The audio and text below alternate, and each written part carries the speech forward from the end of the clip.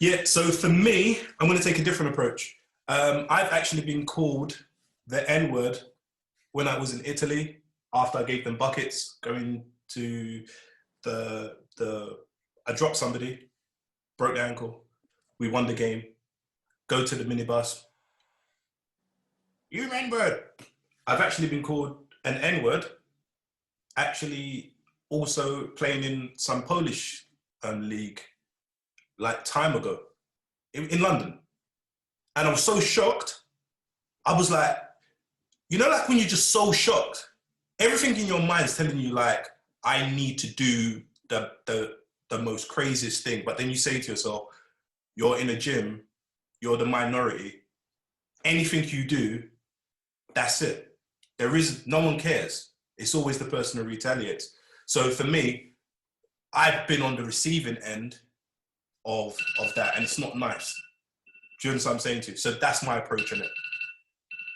That stuff is just heat of the moment stuff, man. Like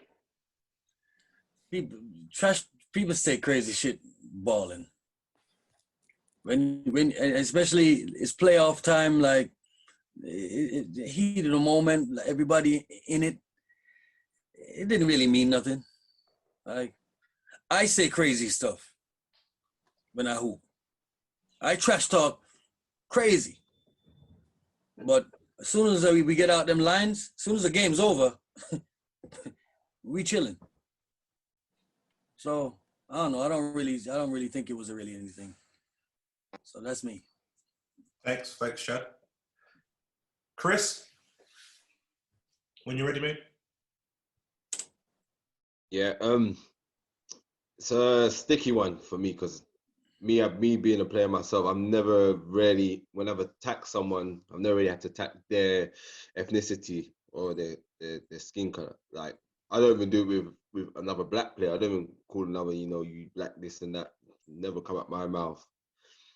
So for him saying that, I just thought, you're more intelligent than that. You don't need to. You can say something else. You know what I mean? So me personally, there was no need for it.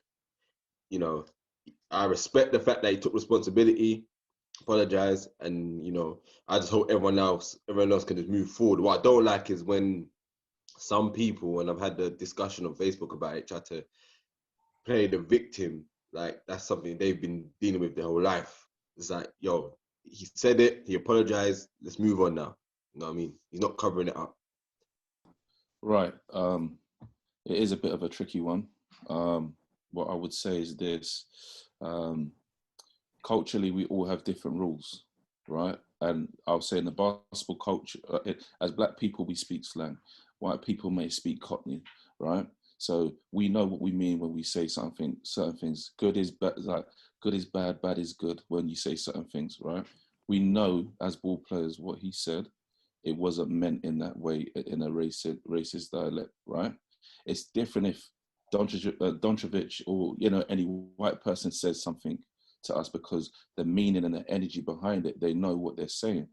It's different. So that's the thing with language and terminology, right? So it was big of I've forgotten his name, man, from the Clippers, that he addressed it, right? But we know as ball players that that's not the case. What it wasn't racial connotation behind it. Thanks for that. Dom? I actually don't think it's tricky. I think we're hypocrites, but there's context to us being hypocrites. On the basketball court, we would say it's not okay, and we'll say, oh, we understand the context behind it, and we don't mean no harm.